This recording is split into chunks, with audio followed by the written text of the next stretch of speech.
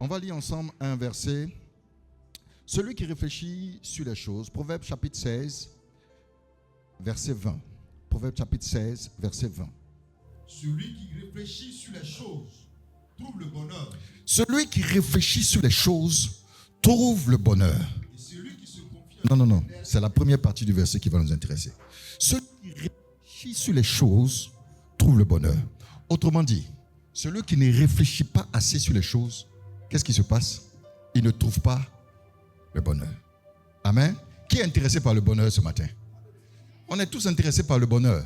Mais la Bible dit que c'est celui qui réfléchit sur les choses qui trouve le bonheur. Celui qui ne réfléchit pas assez sur les choses, il ne trouve pas le bonheur. Il est important de réfléchir sur les choses pour trouver le bonheur. Alléluia. Et ce matin, je voudrais qu'on partage quelque chose ensemble sur lequel on va réfléchir. On va réfléchir. Alléluia. Est-ce que tu veux qu'on réfléchisse? Est-ce que tu veux qu'on réfléchisse? Parce qu'on dit celui qui réfléchit là, c'est lui qui trouve le bonheur. Et si quelqu'un veut trouver le bonheur ce matin, il faut qu'il réfléchisse avec moi. Alléluia. Matthieu chapitre 13, verset 19. Matthieu chapitre 13, verset 19.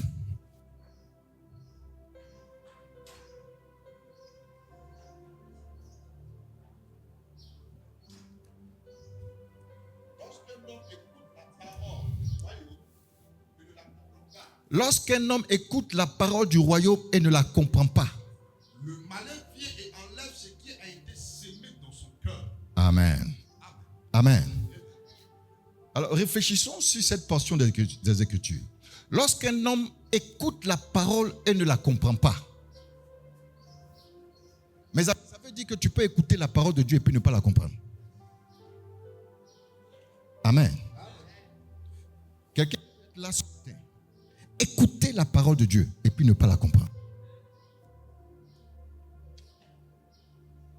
Ça veut dire qu'il ne suffit pas d'écouter.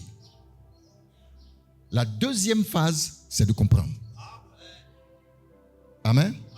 Il ne suffit pas d'écouter. Donc ce matin, si tu es là, c'est bien d'écouter. Mais demande au Seigneur d'ouvrir ton esprit pour comprendre. Parce que si tu ne comprends pas, la Bible dit que le malin vient et puis il enlève la parole que tu as entendue. Il enlève ça. Or, c'est quand tu vas comprendre que tu vas trouver le bonheur. Amen. La vie est conduite par la compréhension de ce qu'on a de certains domaines. Lorsque vous ne comprenez pas quelque chose, vous ne pouvez pas aller dans la direction de la chose. Lorsque vous marchez pour aller dans une direction, c'est à cause de la compréhension que vous avez de la direction que vous marchez dans la direction. Si vous ne comprenez pas la direction, vous ne prenez pas cette direction. Amen. Est-ce qu'on est ensemble? C'est pourquoi il est important de comprendre. Et Salomon dit, tout ce que tu as et achète la compréhension. Il dit, vends tout ce que tu as et puis achète la compréhension. Le mot en anglais, c'est understanding. C'est-à-dire, il faut que tu comprennes. Parce que si tu ne comprends pas, tu ne vas pas pouvoir marcher dans la bonne direction. Amen. Donc, c'est important de comprendre les choses. Malheureusement, on écoute la parole de Dieu, on ne la comprend pas.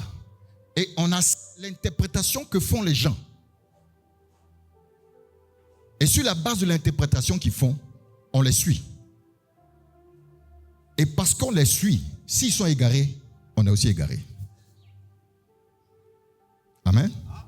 C'est pourquoi aujourd'hui, ceux qui font attention, vous allez voir qu'il y a beaucoup aujourd'hui de leaders, entre guillemets, spirituels, qui conduisent beaucoup de gens dans l'erreur.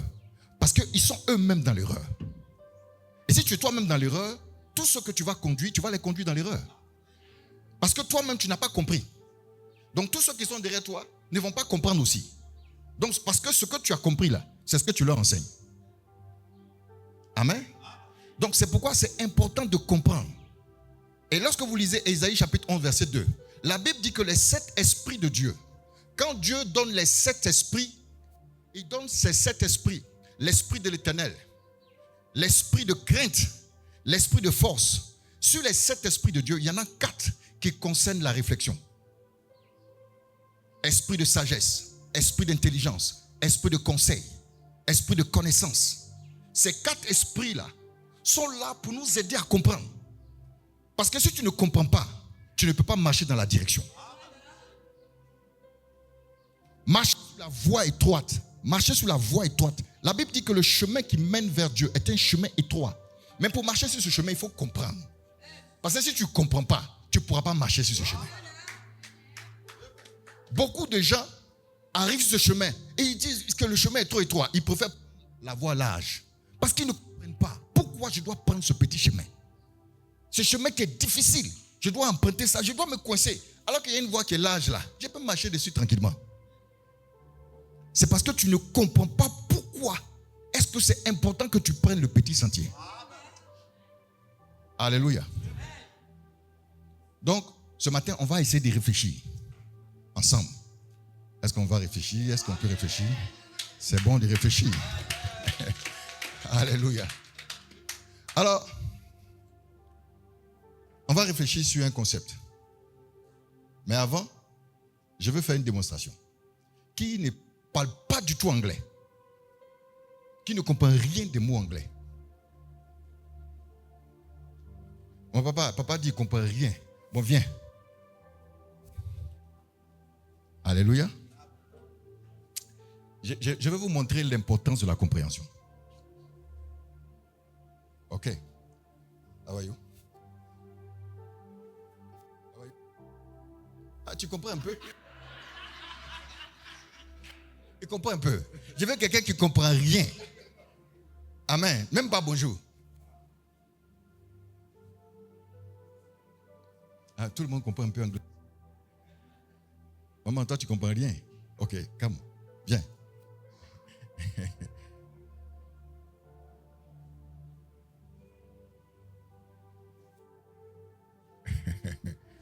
Ok.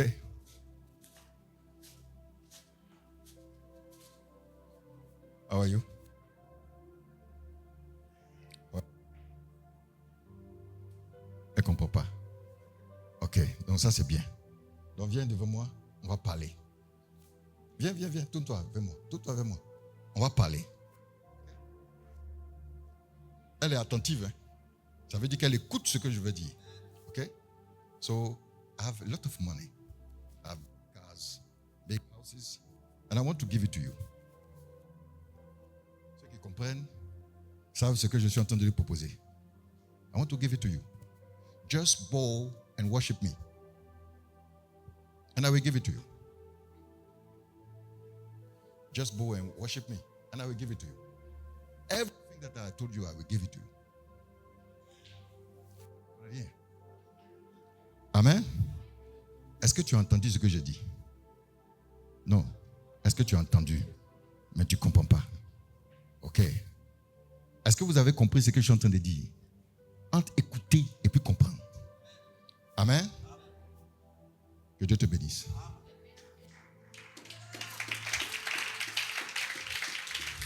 Alors, je lui ai proposé beaucoup de choses, mais dont elle ne peut pas avoir accès. Elle ne peut pas avoir accès à ça parce qu'elle ne comprend pas. Amen.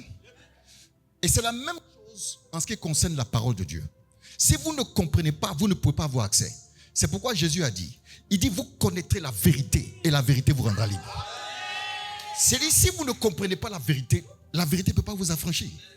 Vous connaîtrez la vérité et la vérité vous rendra libre. En fait, ce qu'il était en train de dire, c'est vous comprendrez la vérité et la vérité vous rendra libre. Alors, on va réfléchir sur le concept de la vérité. Qu'est-ce que la vérité? Il faut comprendre ce que c'est que la vérité. Parce que ce que je vais dire ensuite, là, si tu ne comprends pas ça, tu ne vas pas comprendre le reste. Tu ne vas pas avoir l'utilité de ce que je vais dire après. Amen. Donc, il faut comprendre c'est quoi la vérité. Qu'est-ce que c'est que la vérité? Je vous pose la question. C'est quoi la vérité? Répondons ensemble. Donc, celui qui réfléchit sur les choses, on a dit quoi? Celui qui réfléchit sur les choses trouve le bonheur. Ok. Donc, si tu trouves ce que c'est que la vérité, tu n'es pas loin de trouver le bonheur. Qu'est-ce que c'est que la vérité? Jésus se présentait comme étant la vérité. Mais si tu ne sais pas ce que c'est que la vérité même là, tu ne vas pas comprendre Jésus. Parce que Jésus dit, je suis la vérité. Donc c'est quoi la vérité?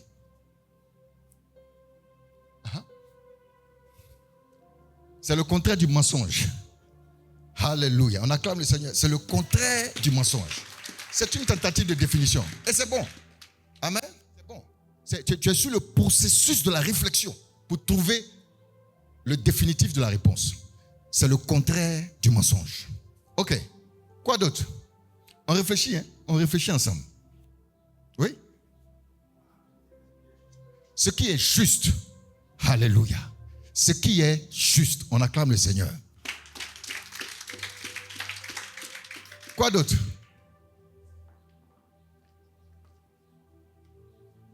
C'est pas le bonheur.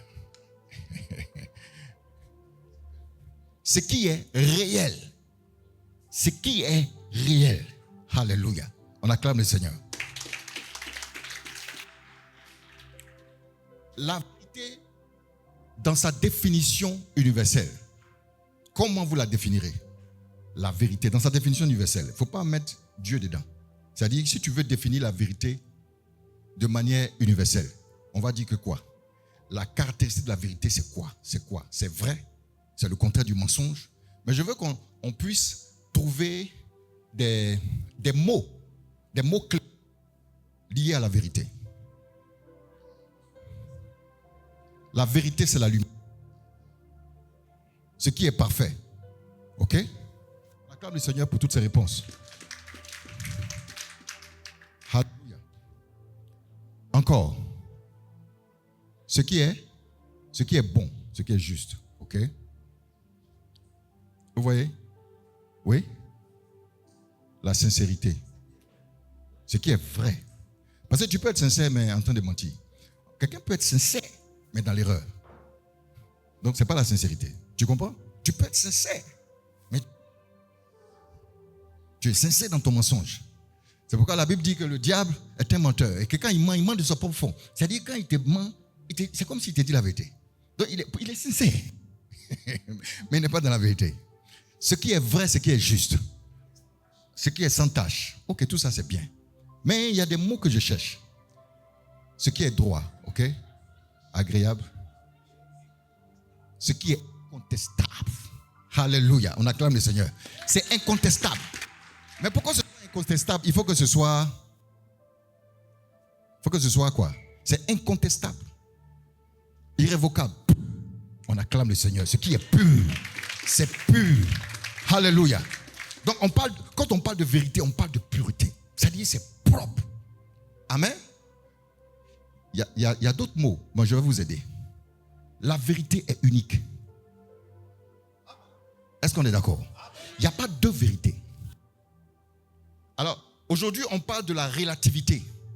Les gens disent que non, la vérité est relative. La vérité n'est pas relative. En fait, il y a des vérités dans plusieurs domaines. La vérité que tu peux trouver au niveau des sciences, ce n'est pas la même vérité que tu peux trouver au niveau du marketing, au niveau de la médecine. Amen. Parce que après plusieurs hypothèses, on peut finir par trouver un résultat définitif qu'on peut considérer comme une vérité absolue dans le domaine précis. Donc, il y a des vérités dans chaque domaine. Amen. Mais lorsque tu es dans ce domaine-là, cette vérité-là, elle est unique. Est-ce qu'on est d'accord avec ça? C'est-à-dire, si on est dans 2 plus 2 égale à 4, c'est-à-dire que cette vérité-là, elle est unique. Elle est incontestable. C'est-à-dire, si on va en Chine, qu'on dit 2 plus 2, on va trouver 4. Si on va aux États-Unis, on dit 2 plus 2, on va trouver 4. Si on va au Niger, on dit 2 plus 2, on va trouver 4. N'est-ce pas? Parce que cette vérité-là, elle est incontestable. Elle est unique. Amen. On est d'accord? Ok. Quoi d'autre? La vérité ne change pas. Elle ne change pas. Amen. Alors, le mot qu'on utilise, le mot français, c'est un gros mot. Immuable. Et la vérité, elle est immuable. Quel que soit le temps, elle reste pareille. On est d'accord avec ça? La vérité est unique. La vérité est immuable. Et la vérité n'est pas relative. On est d'accord? Ok. Ceci étant dit, est-ce qu'on peut associer quelque chose d'autre à la vérité. C'est pas possible. On acclame le Seigneur. Donc, la vérité exclut toute autre chose. Est-ce qu'on est d'accord? Donc, la vérité, elle est exclue. Est-ce que tu comprends ce que je suis en train de dire là? La vérité est exclusive. Est-ce qu'on est d'accord avec ça? La vérité n'est pas exclusive, la vérité est exclusive. Est-ce que tu es d'accord avec? Je n'ai pas entendu bien l'amen. Si tu es d'accord avec ça, ça veut dire que quand Jésus dit chemin, la vérité et la vie, ça veut dire quoi? Ça veut dire qu'il n'y a personne à part lui. Est-ce que tu es convaincu de ça? Non, si tu n'es pas convaincu de ça, tu vas être tolérant. Amen, amen, amen. Est-ce qu'on est ensemble? Quand tu vas parler avec un bouddhiste et expliquer sa religion, tu peux être tolérant. Tu peux être tolérant. Parce que tu n'as pas compris l'exclusivité de la vérité. Si tu parles avec un musulman, tu vas être tolérant. Que tous les chemins mènent à Dieu. Tu vas dire non, bon, faut bien faire ton truc. C'est que je suis. Ça va aller. Parce que tu n'as pas compris que Jésus, la vérité là, Jésus lui-même là, il a exclu les autres. Est-ce que c'est moi qui ai exclu les gens? C'est Jésus lui-même. En disant je suis la vérité là, il a exclu tout le monde. Jésus devient le seul chemin. Est-ce qu'on peut associer quelqu'un à la vérité? Non. Donc si tu mets Bouddha à côté et puis tu adores les deux, est-ce que ça marche? Si tu mets quelque chose d'autre à côté, tu es dans le faux. Est-ce qu'on est ensemble? Est-ce qu'on est bien ensemble? La vérité, elle est exclusive. La vérité est intolérante. La vérité est exclusive, elle est intolérante. Il faut accepter ça. Si tu n'acceptes pas ça, il y a beaucoup de choses qu'on va te dire, tu vas accepter. Et beaucoup de chrétiens aujourd'hui ont une foi qui est défaillante. Leur foi est défaillante parce qu'ils ne sont pas accrochés à la vérité. Ils ajoutent autre chose. Ils sont légers. Ils se disent, c'est pas grave, ça peut aller. Le Seigneur comprend. Amen. Le Seigneur comprend. Parce qu'ils n'ont pas compris, c'est-à-dire l'idée même de la vérité. C'est pourquoi j'ai voulu t'expliquer ça d'abord. Et puis maintenant, on va parler de sainteté. Allez. On va parler de sanctification. Parce que la sanctification est le produit de la vérité. Elle sort de la vérité. Elle est pure. Elle est sans tache. Elle est exclusive. Quand tu comprends ce que c'est que la vérité, tu comprends maintenant pourquoi est-ce que le Seigneur demande à ce qu'on puisse marcher dans la sainteté. Alléluia. Est-ce qu'on est ensemble sur la vérité? Est-ce qu'on est d'accord sur la définition de la vérité? La vérité est unique, elle est exclusive, elle est intolérante. Elle ne change pas. Alléluia. Donc, quand Jésus dit, soyez saints, comme je suis saint, c'est la vérité ou c'est pas la vérité? Ok, cette vérité-là, est-ce qu'on peut associer autre chose à ça? Parce que tu as compris maintenant ce que c'est que la vérité. Est-ce qu'on peut associer autre chose à ça? Non. Est-ce qu'on peut dire que non, ça dépend? Ça dépend. Parce que la vérité, ça ne dépend pas. La vérité n'est pas relative. Amen. Est-ce qu'on peut dire que ça dépend? Il y en a qui vont dire que ça dépend des circonstances. Ça ne dépend pas des circonstances. Est-ce que ça va? Amen. Ok. Donc, on va lire ensemble. Jean chapitre 1, verset 17. Il y a beaucoup de lectures à faire. Bon, chez moi, il y a des écrans. Donc, quand je fais comme ça, c'est rapide. Donc, je vais diminuer les versets. Parce que... Alléluia. Oui. Quand la loi a été donnée par Moïse, La grâce et la vérité sont venues par Jésus. Alléluia. La loi a été donnée par Moïse. La loi, c'est quoi aujourd'hui? Quand tu prends la Bible, la loi, c'est quoi? Quand tu prends la Bible, la loi, c'est quoi? L'Ancien Testament.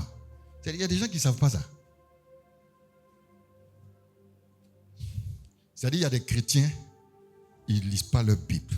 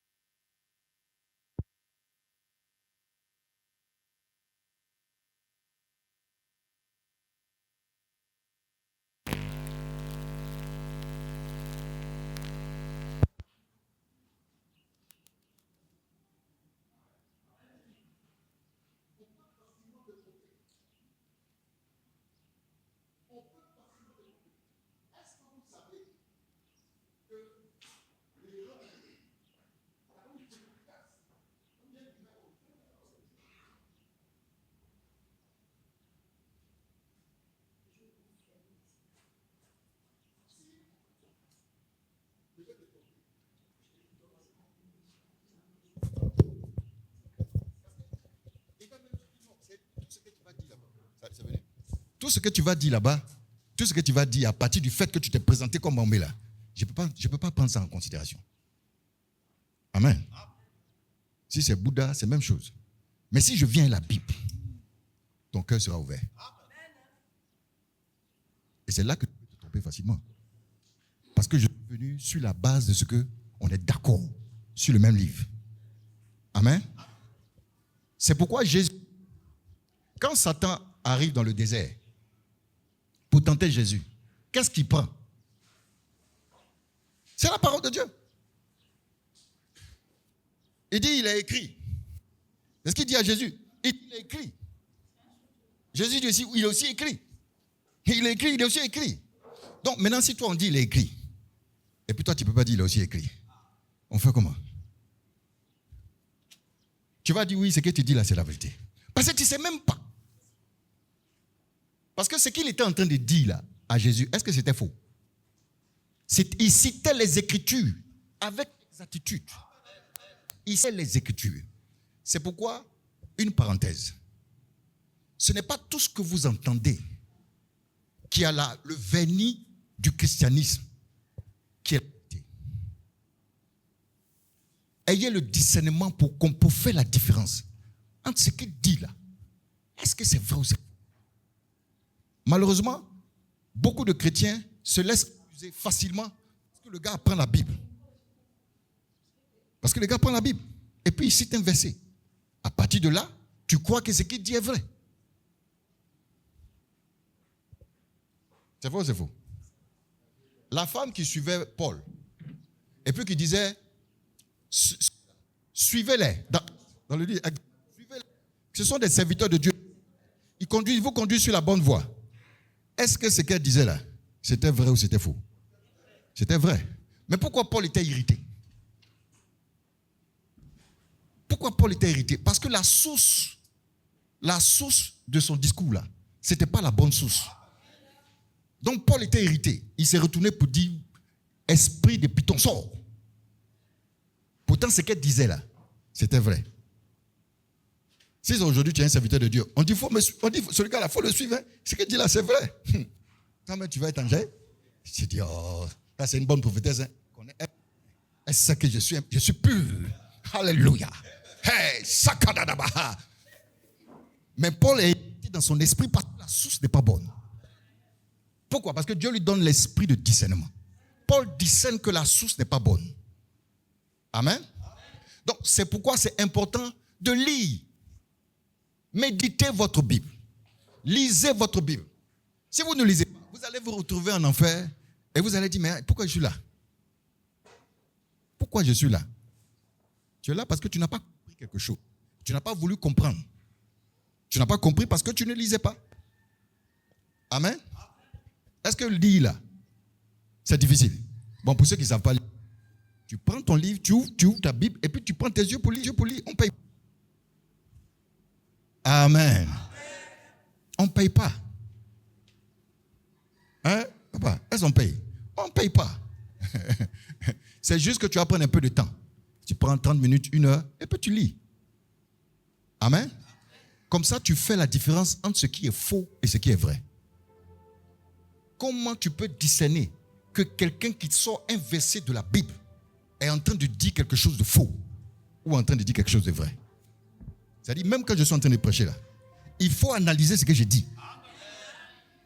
Il faut analyser. Il ne faut pas prendre tout ce qu'on dit là. Il ne faut pas.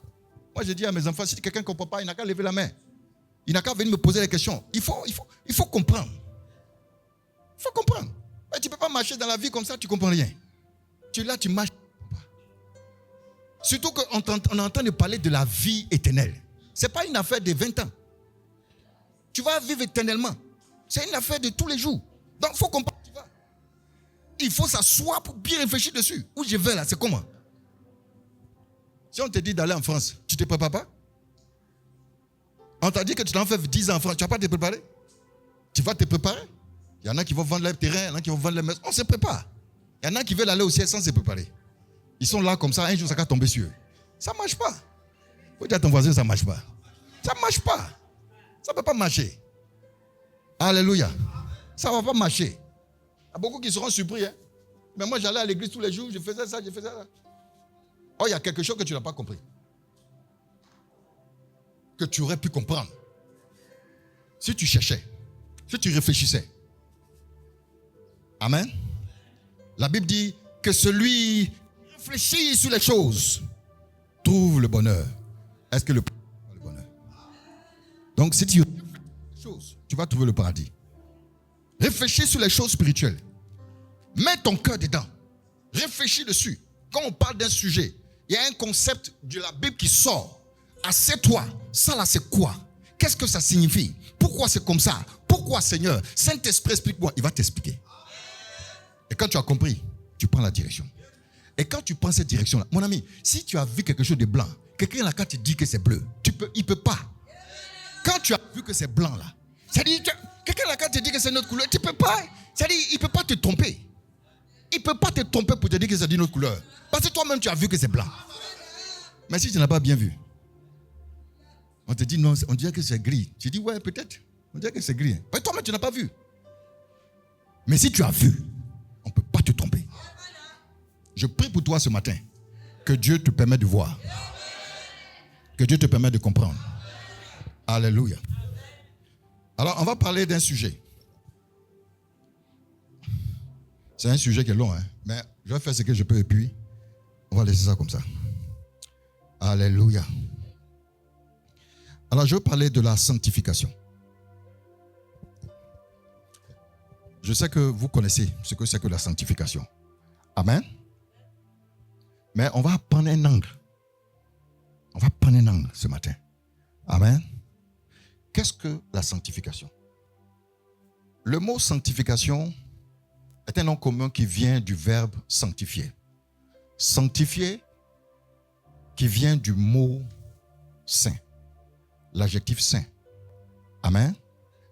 Alors, quand je dis que tu es saint, ça veut dire que tu es quelqu'un qui marche dans la sanctification. Amen.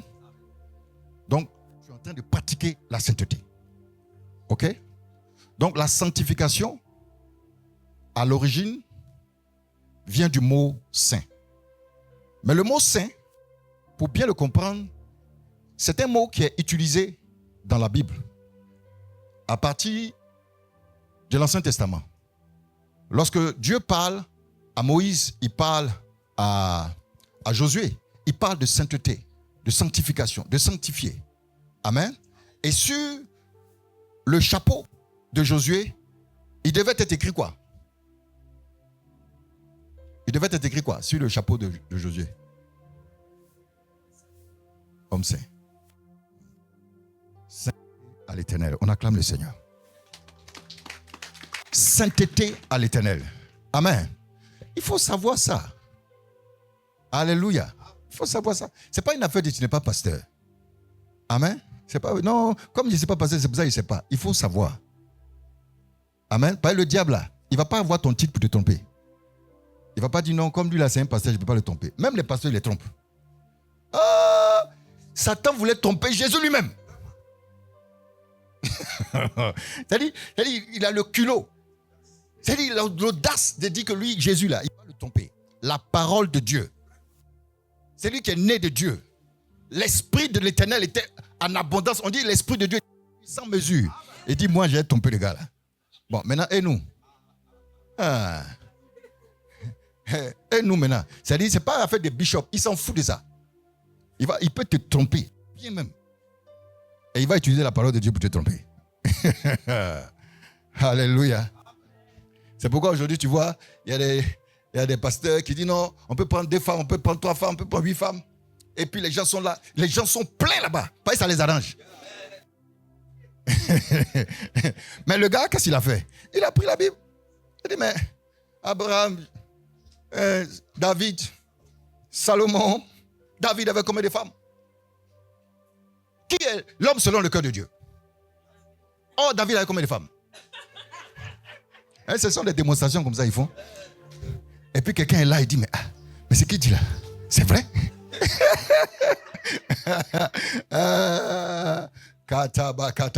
Il t'a attrapé en même temps. Amen. Et puis c'est dans la Bible. Oh, la Bible là. Toute la Bible n'est pas la parole de Dieu.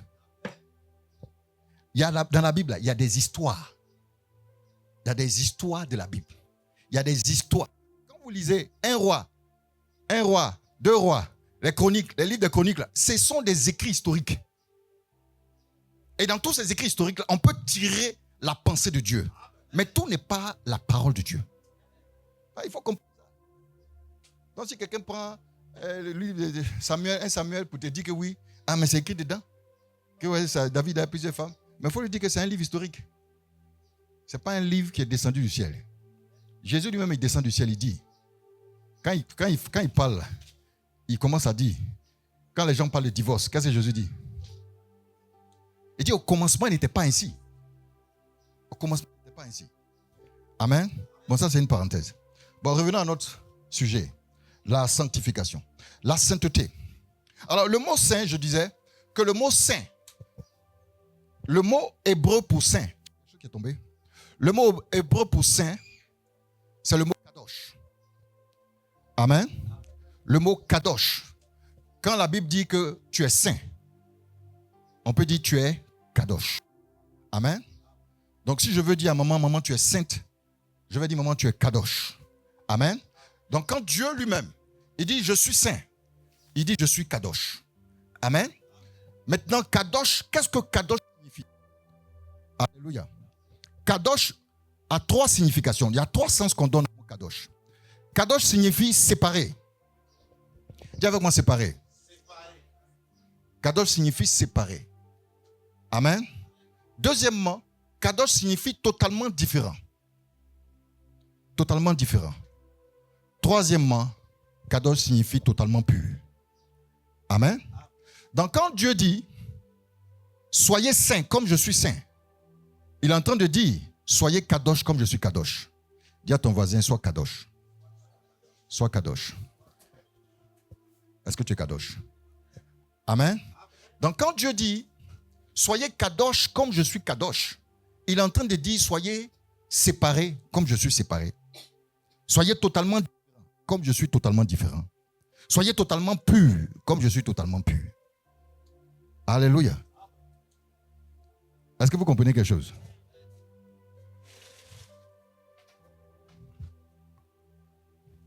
On va voir. Qu'est-ce que le Seigneur dit? Dans l'Ancien Testament, on voit dans l'Ancien Testament, c'est le Seigneur qui parle.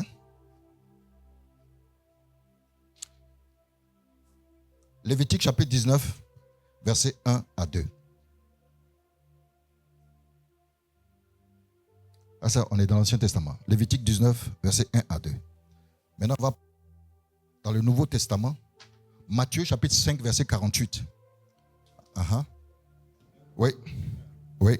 L'Éternel parla à Moïse et dit. L'Éternel parla à Moïse et dit. Parle à toute l'assemblée des enfants d'Israël. Parle à toute l'assemblée des enfants d'Israël. Qui parle ici? Qui parle ici? Donc c'est Dieu lui-même qui parle. Ok?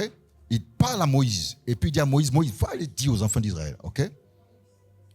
Continue. Et tu leur diras. Soyez saints. Soyez saints. Car je suis saint. Car je suis saint. Moi l'Éternel votre Dieu.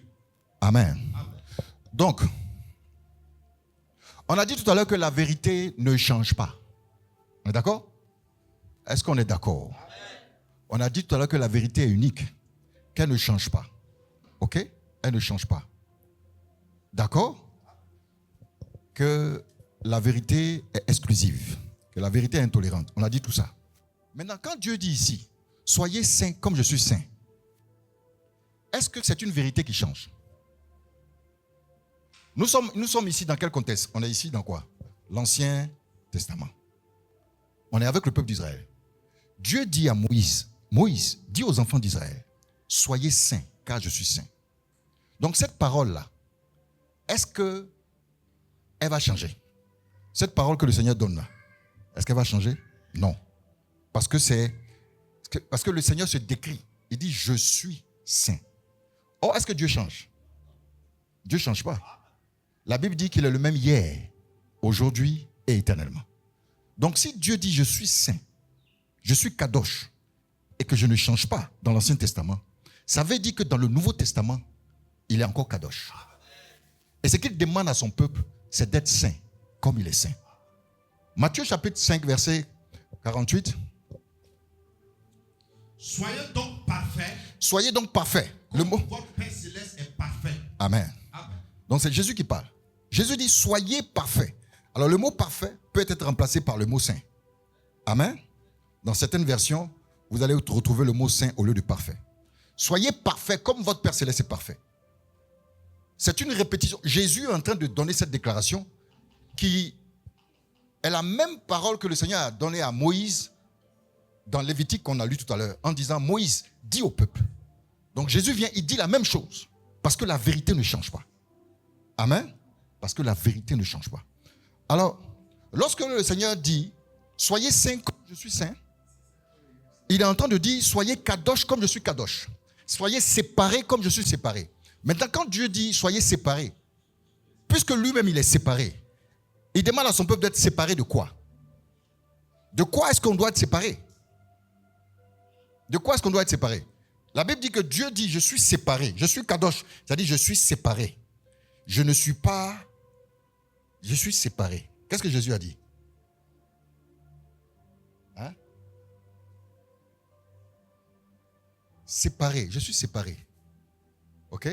On doit être de quoi est-ce qu'on doit être séparé? On doit être séparé du péché, on acclame le Seigneur. On doit être séparé du monde. Alléluia. On doit être séparé du monde. Un chrétien doit être séparé du monde. Alléluia.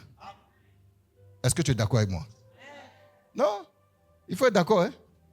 Il ne faut pas dire oui, mais tu n'es pas d'accord dans ton cœur. Amen. Il faut que tu sois séparé du monde.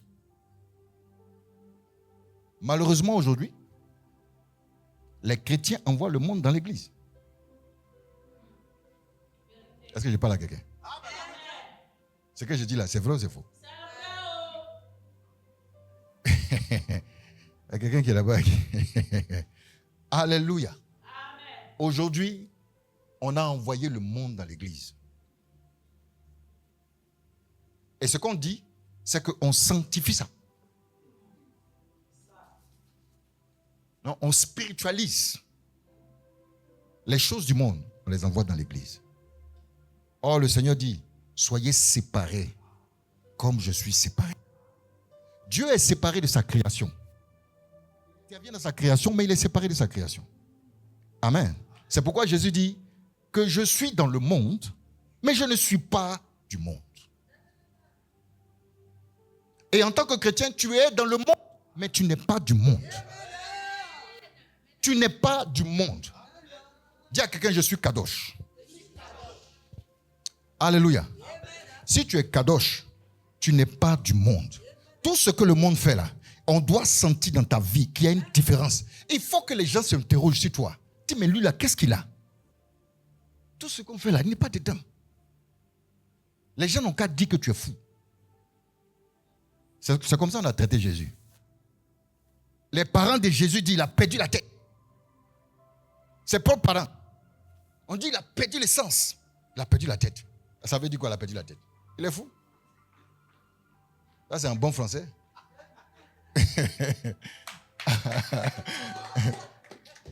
Alléluia. Tant qu'on n'a pas dit de toi que tu n'es pas normal, c'est que ça ne va pas encore. Amen. Il faut qu'on soit séparés. Les amis, nous sommes dans les derniers temps. Nous sommes dans les derniers temps. Il y a des gens, ils sont là. Eux, tout leur problème, c'est manger porc et chicken. Ils ne savent pas ce qui se passe dans le monde. Ils ne lèvent pas les yeux. Il faut lever les yeux pour voir. Analyse ce qui se passe. Regarde la géopolitique. Regarde les événements. Jésus est à la porte. Si avant là, tu ne savais pas, maintenant là, tu sais. Lève les yeux. Fais attention à ce qui se passe. Il y a des chrétiens que Jésus va surprendre parce qu'ils sont là. C'est porc au fou, ils mangent. C'est tout ce qui les intéresse. Porc au fou. Poulet braisé. Même à l'église, tu dois taper. On va faire prière. Personne. On va faire agaper. On va faire prière. On va faire veiller. On va faire un show de danse. Tout le monde est là. Aujourd'hui, nous sommes dans une civilisation où les gens aiment les plaisirs plus que Dieu. C'est vrai ou c'est faux? On se connaît. Moi-même là, mes enfants sont comme ça. Je parle ou je parle.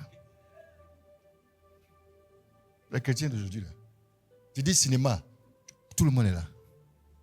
Moi-même j'étais surpris. Un jour, on va faire soirée cinéma.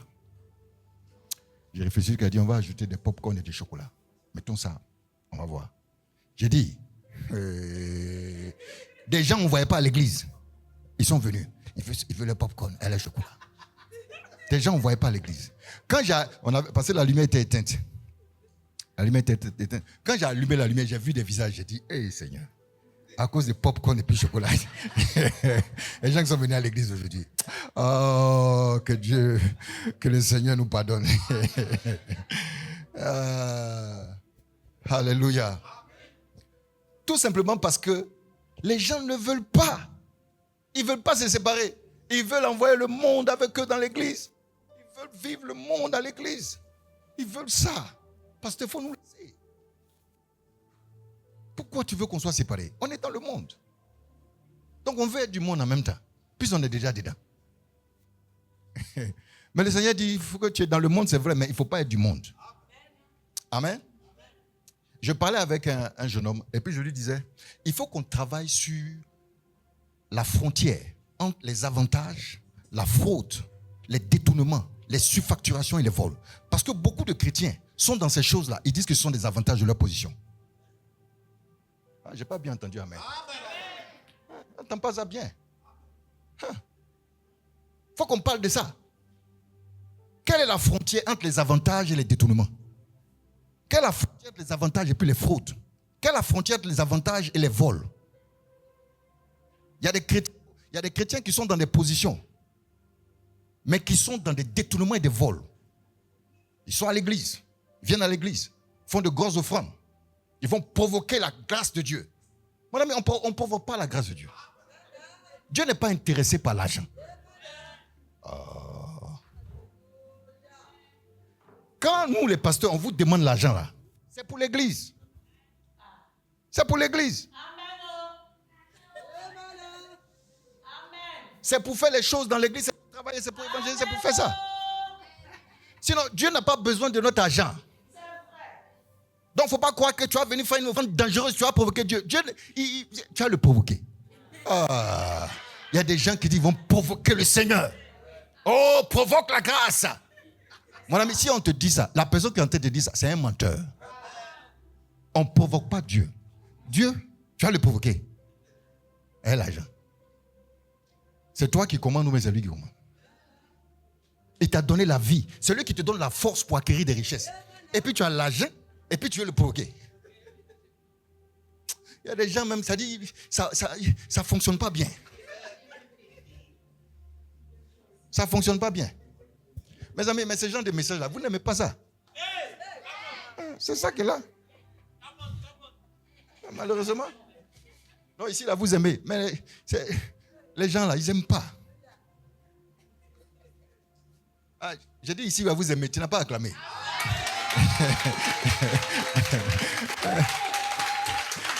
Regarde, Antoine se dit, il dit, pasteur, c'est toi qui dis on aime. Est-ce que nous on t'a dit on aime? Alléluia. Et il faut qu'on soit séparés.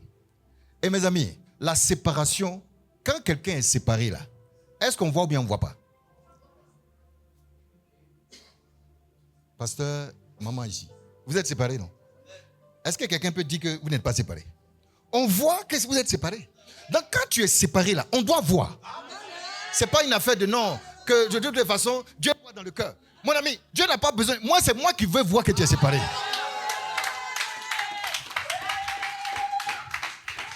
C'est moi, je veux voir ça. Je veux voir que tu es séparé. Non, le Seigneur voit dans le cœur. Mais moi, je n'ai pas de spirituomètre pour voir dans ton cœur là-bas. Si tu es vraiment séparé, je veux voir ça à mes yeux. Que tu as changé. 2 Corinthiens chapitre 5 verset 17. Si quelqu'un est en Christ, il est une nouvelle créature. Les choses anciennes sont passées. Voici, toutes choses sont devenues nouvelles. Mon ami, quelle est la nouveauté qui est dans ta vie? Quelle est la nouveauté qui est dans ta vie? On ne voit pas la nouveauté. Tu dis que la nouveauté est dans mon cœur. Mon ami, comment j'ai fait pour voir la nouveauté qui est dans ton cœur? Je ne peux pas voir la nouveauté qui est dans ton cœur. Il faut que la nouveauté là soit manifestée au dehors. Pour que je sache que tu es séparé. Amen, amen. Mode vestimentaire. Ah. Mode vestimentaire. Et puis je ferme. Parce que c'est gâté. Cette côté-là, ce côté-là, je ne veux pas parler de ça. Vous-même, vous pouvez faire les conclusions.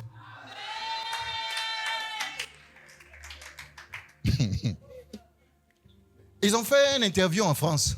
Ils ont fait des interviews en France pour demander aux gens qu'on interviewait. Selon vous, quelle est la religion qui apparaît comme la religion la plus pudique, la plus on va dire la plus parfaite, la plus vraie? Vous savez ce qu'ils ont répondu? Les musulmans. L'islam. Et on leur a demandé pourquoi? À cause de leur tenue vestimentaire. Du nom, les femmes sont voilées, elles sont à cause de ça. Vous voyez comment le monde juge les apparences. Et elles sont séparées. Elles sont différentes à cause de leur tenue. Et pourtant, pour nous qui les connaissons un peu, et pourtant, cette partie-là, mon fils, il ne faut pas mettre ça sur Internet. Je ne veux pas faire. Alléluia. Et pourtant. Mais c'est les chrétiens, c'est les chrétiennes qui veulent s'habiller comme elles veulent. On voit tes seins dehors, on voit tes fesses dehors. Tu vends ou bien tu vends? Tu fais quoi avec? Tu es en train de vendre ou bien? Parce que c'est ce qu'on expose là. C'est pour vendre. Ce qu'on expose là. Tu as déjà vu quelque chose qu'on cache? On met ça sur la table. Pour que tous les passants qui passent s'intéressent à ça. Amen. Donc, il faut regarder ta tenue vestimentaire. Il faut dire non, moi, ce qui est sûr, le Seigneur sait dans mon cœur. Dans mon cœur. C'est pas dans ton cœur, on veut voir ça. On veut voir ça dans ton physique, dans ton apparence. Amen. Tu vois les jeunes qui arrivent à l'église, ils ont les pantalons qui arrivent ici. Quand tu leur dis ça, ils disent non, ici là vous êtes trop compliqué. Pasteur, il y a d'autres églises où on accepte ça. Il faut partir là-bas. Alléluia. C'est-à-dire, il faut qu'on soit exigeant. Amen. Il faut qu'on soit exigeant envers nous-mêmes. Quand le Seigneur parle le Seigneur dit, faites des efforts pour prendre le chemin étroit. Il y a des efforts à faire. Il y a des efforts à faire. C'est pas simple. Amen. C'est pas simple. Dis à ton voisin Kadosh. Sois Kadosh. Alléluia. Jean chapitre 17, versets 14 à 16. Jean chapitre 17, verset 14 à 16. Et quelqu'un prend 1 Jean chapitre 2, verset 15 à 16. Jean 17, 14, 16. Je leur ai donné ta parole et le monde les a haïs parce qu'ils ne sont pas du monde, comme moi je ne suis pas du monde. Je ne te prie pas de les ôter du monde, mais de les préserver du mal. Alléluia. Ils ne sont pas du monde, comme moi je ne suis pas du monde. Alléluia. Amen. Ils ne sont pas du monde comme moi je ne suis pas du monde. Amen. Est-ce que c'est clair? C'est clair ou c'est pas clair? C'est Jésus qui parle. Il dit, ils ne sont pas du monde comme moi, je ne suis pas du monde. Amen. Et ça signifie être séparé. Séparé. Il faut être séparé. Alléluia. 1 Jean 2, 15 à 16. On va terminer là. Il y a beaucoup de choses à dire sur cet aspect, mais comme je dis, on n'a pas beaucoup de temps. 1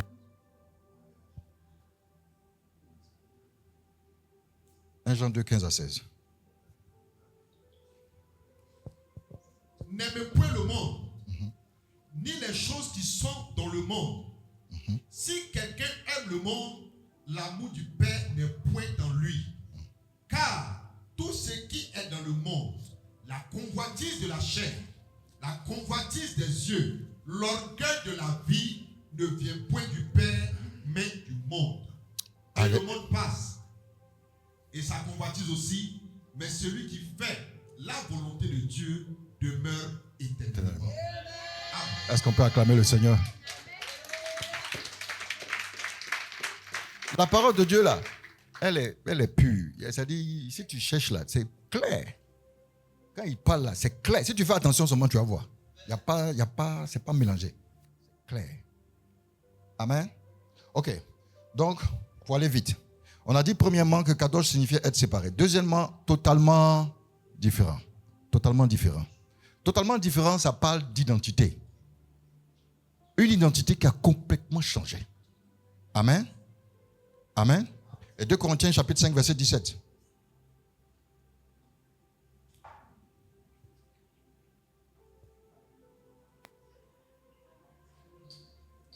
« 2 Corinthiens 5, 17. Si quelqu'un est en Christ, il est une... » Voilà, on connaît le verset. Hein?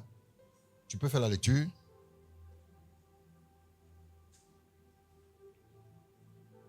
2 Corinthiens 5, 17. Si quelqu'un est en Christ, il est une nouvelle création. Les choses anciennes sont passées. Voici, toutes choses sont devenues nouvelles. » On connaît ça. Jean chapitre 1, verset 12.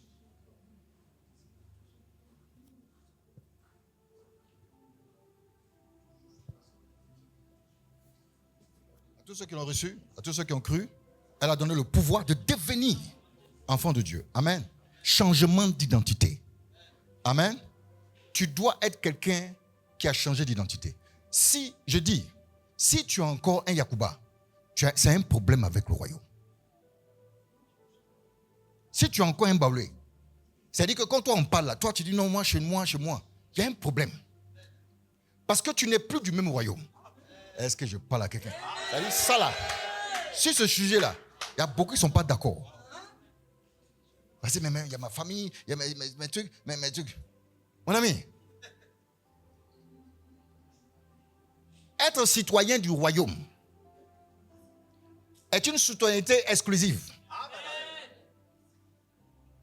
Tu ne dis pas bien, mais c'est une citoyenneté exclusive. Il n'y a pas deux nationalités. Tu as deux nationalités dans ta peau. Quand ça t'arrange, tu es ici. Quand ça t'arrange, tu es là. Tu fais comme un politicien. Tu es un politicien. C'est-à-dire, toi, tu navigues en fonction de tes intérêts. Donc, quand on te parle de la citoyenneté, tu dis oui, mais je suis aussi un baoulé à quand? Faut pas t'amuser avec ça. C'est très, très, très, très important. Mon ami, tu n'es pas exclusif. Il faut que tu sois exclusif. Alléluia. On doit savoir que tu as changé d'identité. En tant que citoyen du royaume, on doit savoir, ta famille doit savoir, tout le monde doit savoir que toi, tu es devenu quelqu'un de différent. Amen. Si je vous dis que je ne suis pas de cette terre, que je suis d'un autre royaume, vous allez vous moquer de moi. On dit, mais toi, tu es né à Amsoko, tu es né à Abidjan, ici, on connaît ton papa, on connaît ta maman. C'est la même chose qu'on a dit à Jésus. On dit, mais lui, il dit il est le fils de Dieu. Mais on connaît son papa. On connaît sa maman ici. Mais on connaît même ses frères et ses sœurs. Et lui, il dit que pendant qu'il est sur la terre, il est dans le ciel. Il est fou.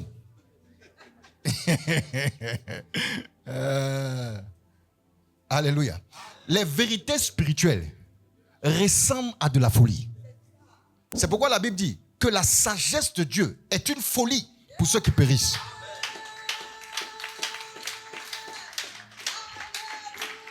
La sagesse de Dieu là, c'est comme une folie. Parce qu'il y a des choses que Dieu va te dire. C'est comme si c'est bête. Mais c'est ça qui est vrai. Mais il faut accepter la vérité. Pour comprendre que ce que Dieu dit là, c'est la vérité. Quand tu as compris le concept de la vérité et que Dieu parle, tu sais que quand il parle, c'est vrai. Il dit, vous n'êtes pas de ce royaume. Jésus dit, mon royaume n'est pas de ce monde. C'est de ce monde. Je commanderai des anges et puis ils vont venir. Il dit, mon royaume n'est pas de ce monde. Donc toi, tu n'es pas de ce royaume. Pourquoi tu te bats avec toutes sortes de compromis pour ce royaume? Alors que ton royaume n'est pas de ce monde. Amen. Fais ce que tu as à faire. Travaille honnêtement. Gagne ton argent honnêtement. Contente-toi de ce que le Seigneur te donne. Glorifie le Seigneur. Et le Seigneur qui sait tes besoins, il va te les donner au temps convenable. Les chrétiens sont pressés. Ils sont pressés. Et ils sont pressés par rapport à qui? Tu es pressé par rapport à quoi? Ton problème, c'est l'approbation des autres. Tu veux que les gens n'ont qu'à t'approuver. Que les gens n'ont qu'à être d'accord avec toi. Mais les gens, même s'ils sont d'accord avec toi, il y en a qui ne vont pas te dire qu'ils sont d'accord avec toi. Et puis, leur apparence approbation qu'ils ont de toi, c'est du fake. C'est du fake. Ça ne compte pas. Ils sont gentils avec toi aujourd'hui parce que tu es gentil avec eux. Mais demain, dès que tu n'es pas gentil, ils sont pas. Ça va aujourd'hui, ils sont avec toi. Mais dès que ça ne va pas, il ne faut pas taper. C'est pourquoi la Bible dit malheur à celui qui met sa confiance en l'homme. Il ne faut pas mettre ta confiance en l'homme. Faut les considérations, les regards des autres. Il ne faut pas t'occuper de ça. Il faut faire ce que Dieu te demande de faire. Amen. Si tu as tes 1000 francs pour manger, mange tes 1000 francs. Ce n'est pas grave. On n'a qu'à se moquer de toi. Le Seigneur est au contrôle. Un jour, le Seigneur qui a vu ta fidélité va te soulever. C'est Dieu qui fait prospérer. Et quand il fait prospérer, il peut te donner une accélération qui va te faire rattraper 10 ans en une seule année. Pour Dieu, ce n'est pas compliqué. Pour Dieu, ce n'est pas compliqué. Il peut changer les circonstances d'une personne en une journée. C'est ce qu'il a fait pour Joseph. Joseph était pendant 13 ans ballotté, ça et là, en prison ici. Il est chez les Potiphar, il est esclave ici, il est esclave ici. Un matin, dis avec moi un matin. Un matin. Il a suffi d'un matin. On dit, mais appelez le prisonnier qui est en prison là-bas. Là. Appelez-le. Quand il sort comme ça, on dit, on change ses vêtements. On rase sa barbe. On rase sa barbe. Mais les gens aiment cette partie. Mais ils oublient le processus. Mais ils oublient le processus. Ils oublient le processus. Ils oublient que Joseph était tenté par la femme de Potiphar et qu'il a fui. Ils oublient ça. Ils aiment la partie où on couronne Joseph. Mais ils ne veulent pas subir, ils ne veulent pas fuir la tentation. Que le Seigneur nous aide.